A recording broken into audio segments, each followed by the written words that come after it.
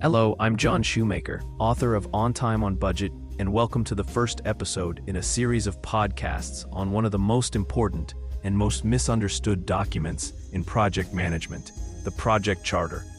In this series, we'll talk about what the Project Charter is, why it matters, and what goes into it.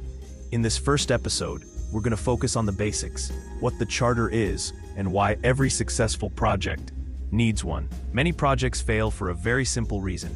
Key stakeholders never reach a real consensus on time, cost, and scope at the beginning of the project. Worse yet, they may not even realize there is no consensus. In the absence of written documentation, stakeholders often assume they're in agreement, until much later in the project, when deadlines are missed, budgets are exceeded, or deliverables don't meet expectations. That's usually when people discover that the agreement they thought existed never actually did. That's why one of the most important steps in project initiation is documenting the constraints and expectations before the project moves into planning. Those documented agreements are typically captured in a document called the Project Charter, sometimes referred to as a project initiation document. At its core, the Project Charter has two primary purposes. First, it defines what the project is, its scope, and the resources needed to achieve the project's goals and objectives. Second, it formally authorizes the project manager to expend organizational resources on the project.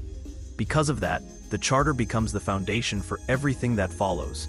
It's not just another form, it is the project's guiding document. The Project Management Institute defines the project charter as a document issued by the project initiator or sponsor that formally authorizes the existence of a project and provides the project manager with the authority to apply organizational resources to project activities. That definition highlights something critical. The charter is about authority as much as it is about definition. Who creates the charter? In theory, senior managers or sponsors develop the project charter and then hand it off to the project manager for implementation. In practice, that's rarely how it works. In most organizations, the project manager actually develops the charter, pulling together information from documents such as feasibility studies, business cases, project selection matrices, or concept documents. The charter is then reviewed and formally approved by a steering committee, senior manager, or external customer. Only after that approval does the project manager begin implementation. Interestingly, some project managers resist the idea of a written project charter. Why? Because it holds them accountable. If goals are unclear, priorities are constantly shifting, or upper management support is weak, a charter can feel like an attempt to make the project manager responsible for outcomes they don't fully control. But that's a misunderstanding of what the charter really is. The project charter is an agreement. The project manager agrees to deliver the project within the agreed-upon time, cost, and scope. The sponsor agrees to provide the resources, authority, and support needed to make that possible. If the sponsor fails to provide those resources, the project manager cannot reasonably be held accountable for the outcome. That doesn't mean constraints never change. They often do. But when they change, they must be renegotiated, not quietly assumed. The charter provides the framework for those conversations. In many organizations, projects are so loosely defined that no one is truly accountable.